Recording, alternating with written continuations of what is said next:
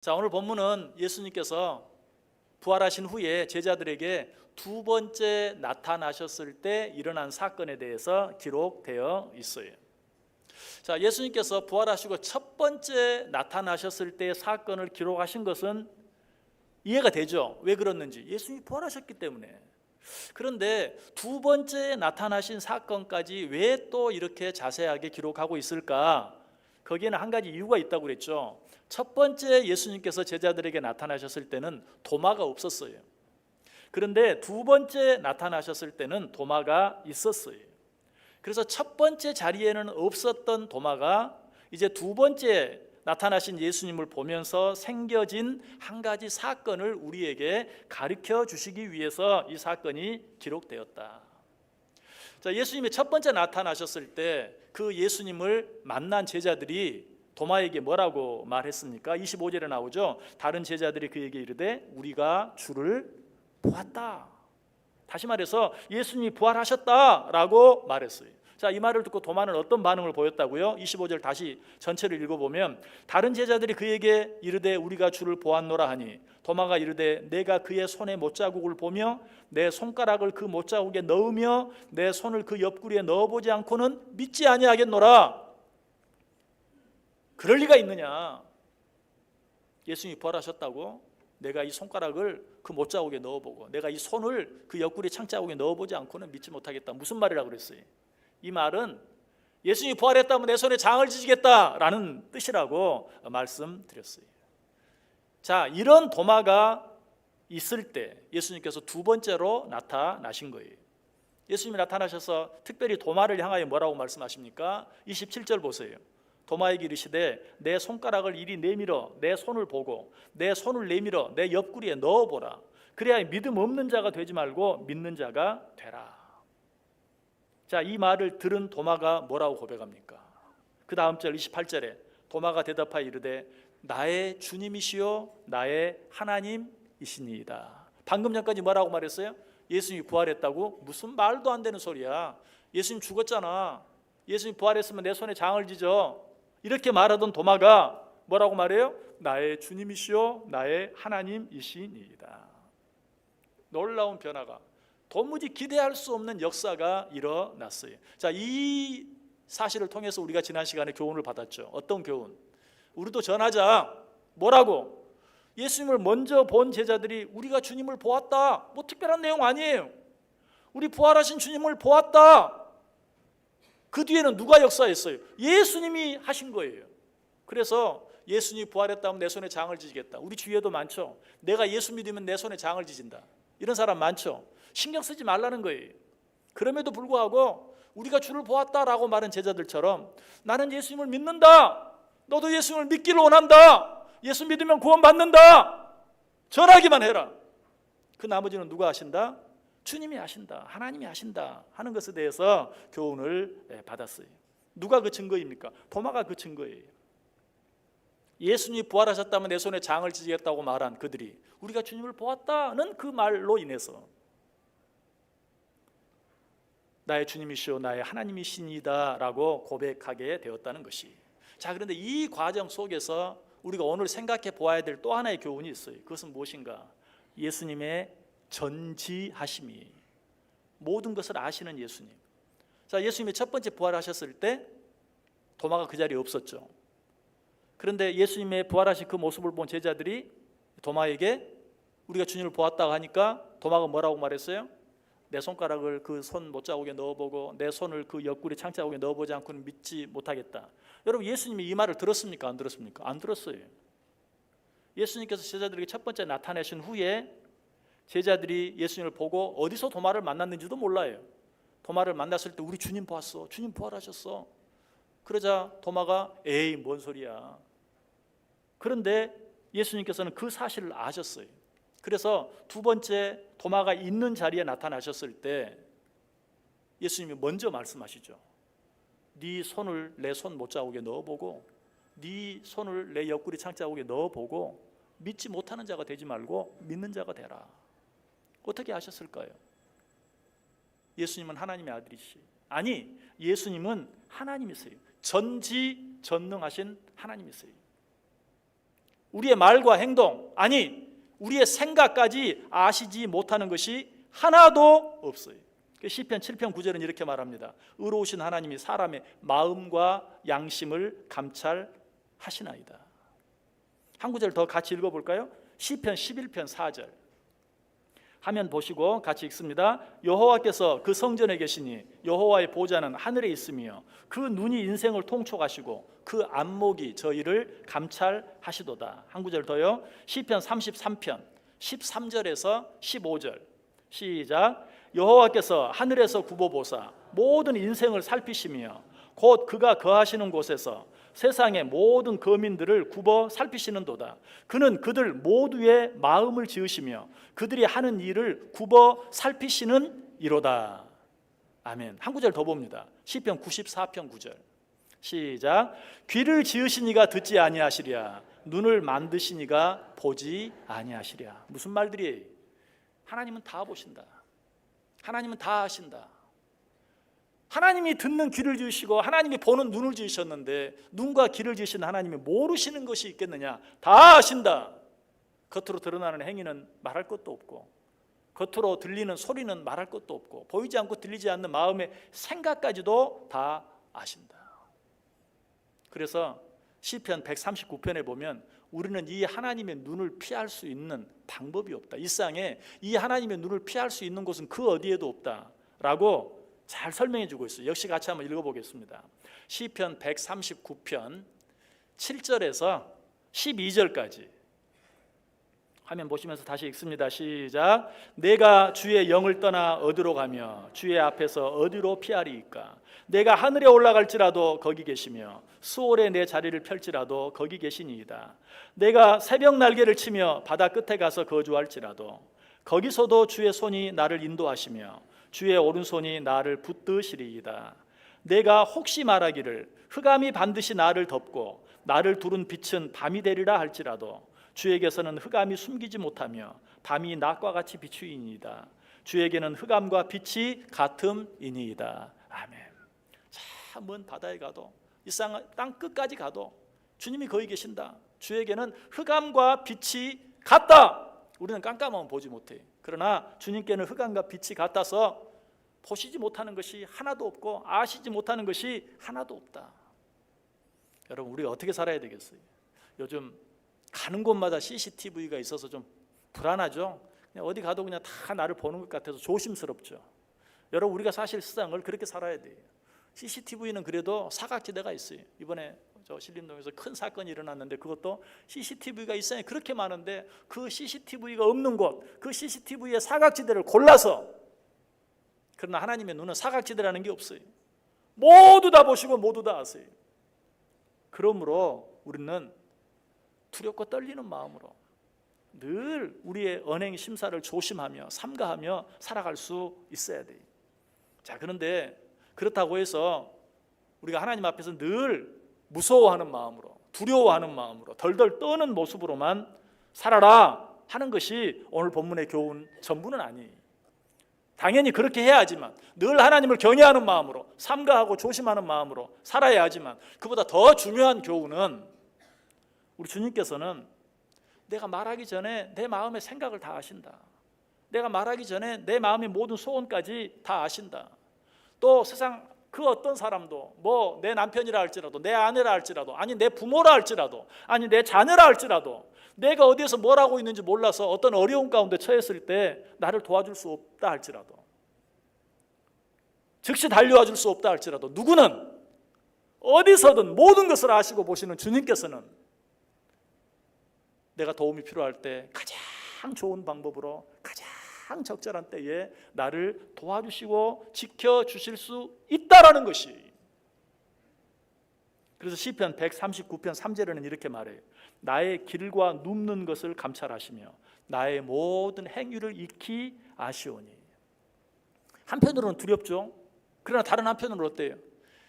항상 하나님이 내 보디가드가 되어주시는 거예요. 어디 가든지 나를 따라다니시고 나와 함께 하세요. 욥기 31장 4절에서는 이렇게까지 말해요. 그가 내 길을 감찰하지 아니하시느냐, 내 걸음을 다 세지 아니하시느냐. 나의 가는 길, 아니 내가 눕는 자리까지 그리고 나의 걸음까지 다 세신다. 그러나 이런 말씀을 들을 때 우리는 어때요? 아, 그렇게 우리를 세밀하게 도와주시는구나 하는 생각보다는 아니, 그렇게 나의 모든 것들을 다 보고 계신단 말이야. 역시 두려운 마음이 앞설 수도 있어요. 아유, 그렇다면 어떻게 우리가 수면에 제대로 살 수 있겠어 하는 생각이 들 수도 있어요. 그러나 다시 한번 기억하시길 바랍니다. 그런 부분도 생각해야 되지만 이 말씀은 우리 하나님께서 나의 모든 것들을 속속들이 아시고 내가 누구에게도 말할 수 없고 설명할 수 없는 것까지도 미리 아시고 다 이해해 주신다. 도움이 필요하다면 도와주신다. 나를 지켜주셔야 될 일이 있으면 지켜주신다라는 그런 의미가 훨씬 더 강하다는 것이. 이건 역시 우리 말씀을 통해서 한번 확인해 볼까요? 자, 시편 121편 4절, 5절, 6절 한번 같이 읽어보겠습니다. 시편 121편 4절에서 6절 시작. 이스라엘을 지키시는 이는 졸지도 아니하시고 주무시지도 아니하시리로다. 여호와는 너를 지키시는 이시라. 여호와께서 내 오른쪽에서 내 그늘이 되시나니 낮에 해가 너를 상하게 하지 아니하며 밤에 달도 너를 해치지 아니하리로다. 아멘. 분명해졌죠? 우리 하나님께서 졸지도 아니하시고 주무시지도 아니하시고 나를 보고 계시는 이유가 뭔가? 너 뭐 잘못하나 보자 이게 아니고 너를 지키시기 위해서. 여기 특별히 보면 여호와께서 내 오른쪽에서 내 그늘이 되시나니, 이거 청춘 남녀들 속에서 많이 봐요. 자, 햇빛이 얼굴에 비치면 어때요? 사랑하는 남자친구가, 사랑하는 여자친구가 손으로 그 햇빛을 가려주고 막 책으로 가려주고. 부부는 그렇게 안 해요. 그렇게 하면 부부가 아니에요. 그렇게 하면 부부가 아니고 불륜이라면서요. 그런데 누가? 우리 하나님께서. 우리 하나님께서 내 오른편에서 내 그늘이 되어주신다. 얼굴에 혹시라도 햇빛 비칠까 봐, 얼굴 조금이라도 탈까 봐, 뜨거울까 봐 그 그늘을 가려주. 그러기 위해서 나를 불꽃 같은 눈으로 보고 계신다는 거예요. 잠깐이라도 햇빛에 내 얼굴이, 뜨거운 햇빛에 내 얼굴이 노출될까 봐 그만큼 자상하게 우리를 지켜주시고 보호해 주시는, 그러기 위해서 우리를 눈동자처럼 보고 계신다라는 것이. 사실 우리 가운데 일어나는 일들 어때요? 눈 깜빡할 사이에 일어나잖아요. 아무리 누가 나를 지켜줘도. 여러분 어린 아이들 키울 때 보세요. 정말 잠시도 눈을 떼지 않고 온갖 신경을 거의 곤두세우고 지켜보는데도 순간 떨어지고 넘어지고 스스로 뭐 날카로운 거를 찌르고, 아무도 그걸 막을 사람이 없어요. 우리 자신도 마찬가지. 나 자신도 나를 지키기 위해서, 다치지 않기 위해서 애를 쓰고 조심하지만 한순간에 넘어지고 자빠지고 사고가 나고 하는 것을 보게 돼요. 자, 그런데 우리 하나님께서는 어때요? 우리의 길과 눕는 것뿐만 아니라 우리의 발걸음까지도 세시면서 우리를 지켜주시고 보호해 주신다. 이 하나님의 보호하심이 없이 자기 스스로 자기를 잘 지킬 수 있는 사람이 이 세상에 아무도 없어요. 그래서 시편 127편 1절은 뭐라고 말합니까? 여호와께서 성을 지키지 아니하시면 파수꾼의 깨어 있음이 헛되도다. 하나님이 함께 해주시지 않으면 여러분 아무리 조심해도 소용없어요. 하나님이 도와주셔야 한다. 하나님이 지켜주셔야 한다. 실제로 있었던 일입니다. 큰 배를 조종하는 선장이 자기 가족을 다 태우고 영국 리버풀에서 미국 뉴욕까지 가는 배를 항해하고 있었어요. 근데 마치 그 노선이 타이타닉 노선하고 똑같아. 그런데 가다가 큰 태풍이 일어서 그냥 돌풍이 배를 쳤어요. 배가 휘청 거의 넘어지다시피 모든 물건들이 다 떨어지고 넘어지고, 그러니까 승객들이 놀래가지고 다 복도로 튀어나왔어요. 그때 그 선장의 가족 가운데 8살짜리 딸이 있었는데 그도 놀래서 튀어나왔어요. 사람들이 야 빨리 피해야 된다, 빨리 구명조끼 입어야 되고 난리예요. 근데 이 8살짜리 어린 꼬마이가 사람들에게 우리 아빠 갑판에 계시나요? 그래, 아빠는 갑판에 계셔. 그러자 이 소녀는 그냥 다시 돌아서 다시 선실로 들어가서 침대에 누워서 잠을 자기 시작했다. 무슨 말 한마디 때문에? 아빠가 갑판에 계신다는. 아, 아빠가 갑판에 계세요? 그러면 염려할 거 없어요. 난 들어가 잘래요. 들어가서 다시 누워서 잤다는 이야기. 여러분, 우리에게는 이 소녀의 아빠보다도 훨씬 더 유능한 선장이 있다는 사실을 믿으십니까? 큰 물결이 설레는 어두운 바다, 저 등대의 불빛도 희미한데 이 풍랑에 배저 항해하는 주 예수님 이 배의 사공이라. 아멘. 아멘. 큰 풍랑이 이 배를 위협하면 저 깊은 물이 벌려 달려드나 이 바다에 노저워 항해하는 주 예수님 이 배의 사공이라. 아멘. 아멘. 조금만 적었으면 3절까지 할 뻔했어요.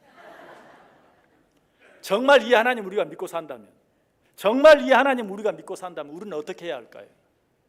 나 두려움없네 두려움없도다 주 예수님 늘 깨어 계시도다 이 용용한 바다를 다 지나면 저 소망의 나라에 이르리라. 아멘. 여러분, 우리는 이 하나님 믿는다는 사실을 알아야 돼요. 아무도 나를 지켜주지 못해도, 아니 내가 이렇다고 누구에게 찾아가서 하소연하고 도움을 청해도 도와주지도 않고, 아니 도와주려고 해도 도와줄 수 없는 일들이 얼마나 많은지 몰라요. 그러나 우리 주님은 어때요? 나의 모든 것을 알고 계세요. 내 오른편에서 내 얼굴에 혹시라도 뜨거운 햇빛이라도 비칠까 봐 내 오른편에서 내 그늘이 되어주시는 분이 바로 우리 하나님이세요. 우리 이 하나님 앞에서 두려워 떨기만 할 것이 아니라 오히려 감사하고 이 하나님 생각하면서 늘 담대하게 든든하게 살아갈 수 있어야 돼요. 우리 주님은 나 혼자 있는 것 같은 때에도 절대로 나를 혼자 내버려 두지 아니하고 나와 함께 계세요.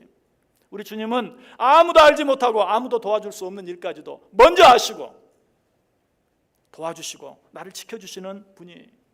여러분, 혹시 너무 힘들고 너무 억울한 어떤 일 때문에 괴로운 가운데 있는 분 계십니까? 우리 주님은 아세요. 반드시 그 모든 것들을 해결해 주시고 그 모든 억울함을 풀어주시고 그 모든 어려움 가운데서 나를 건져내 주실 것이. 왜? 이 세상에서 나를 가장 잘 아시는 분은 하나님이시고 그런 나를 가장 사랑하시는 분도 하나님이시기 때문에. 전도서 12장 14절에 분명히 약속하고 있어요. 우리 같이 한번 읽어볼까요? 전도서 12장 14절 시작. 하나님은 모든 행위와 모든 은밀한 일을 선악간에 심판하시리라. 우리에게 어떤 억울한 일이 있다 할지라도 하나님이 다 풀어주실 것이. 한 구절 더 보겠습니다. 시편 102편 19절에서 21절까지 같이 읽습니다. 여호와께서 그의 높은 성소에서 굽어보시며 하늘에서 땅을 살펴보셨으니 이는 갇힌 자의 탄식을 들으시며 죽이기로 정한 자를 해방하사 여호와의 이름을 시온에서 그 영예를 예루살렘에서 선포하게 하려 하심이라. 하나님은 어떤 자리 가운데서도 우리를 건져내 주실 수 있고 우리를 지켜주실 수 있어요. 어떻게 살아야 되겠어요? 우리는 담대하게 살아야 돼요. 아니, 보다 적극적으로 감사하면서 이 하나님께 찬양하면서 기쁘게 즐겁게 살아갈 수 있어야 돼요. 우리 주위의 환경이 어떻든지 우리에게 어떤 일이 있든지 우리는 이 하나님을 믿고 평안히 잠들 수 있어야 돼요. 시편 4편 8절에 뭐라고 말합니까? 내가 평안히 눕고 자기도 하리니 나를 안전히 살게 하시는 이는 오직 여호와이시니이다. 내가 평안히 눕고 자기도 하겠습니다. 이 고백이 저와 여러분의 고백이 되기를 원해요. 하나님께서는 당신의 능력을 믿고 평안히 잠드는 자들을 사랑하세요. 그런 자들과 함께 해주세요. 그래서 시편 기자가 또 뭐라고 말해요? 여호와께서 그의 사랑하시는 자에게 잠을 주신다. 하나님의 사랑을 믿는 자는 깊이 편안히 잘 수 있어요. 어떤 어려운 일 가운데서도 염려, 근심, 걱정 때문에 잠을 이루지 못하는 일이 없어요. 아까 그 어린 소녀처럼 아빠가 지금 가판에 계시나요? 그럼 됐습니다. 하나님 지금도 나를 보고 계시죠? 나와 함께 하시죠? 그럼 됐습니다. 나는 하나님께 모든 것 맡기고 이 밤도 편히 쉬겠습니다. 이 하나님을 믿으면서도 마땅히 자야 할 시간에 잠을 자지 못한다면 우리 믿음이 부족한 것이죠. 마땅히 쉬어야 할 시간에도 쉬지 못한다면 우리는 이 하나님을 믿지 못하는 것이죠. 천지를 지으신 하나님, 그래서 우리의 모든 것을 아시고 보시고 알고 계신 하나님, 이 하나님을 믿고 여러분이 지금 어떤 가운데 있든지 담대하게, 아니 보다 적극적으로 기뻐하며 감사하며 찬송하며 평안히 잠들며 살아갈 수 있는 우리 모두 될 수 있기를 주님의 이름으로 간절히 축원합니다.